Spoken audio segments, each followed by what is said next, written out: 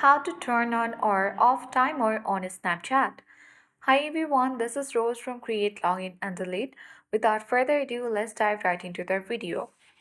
To turn on Snapchat's timer, you have to launch a Snapchat app on your device. Log into your account.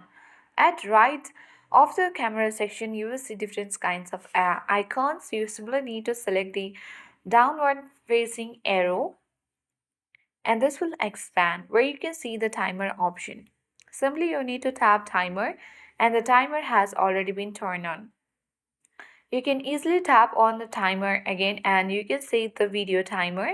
So let's select set timer and you can easily use this slider as well and tap set timer. After that, if you record any kinds of video, then you can easily see the set timer and you can tap the send to button and you can easily send it to your Snapchatters and tap the arrow again. So in order to turn off the timer, you can go to the arrow again at top right corner and then you can easily tap timer and again double tap on it to make it off.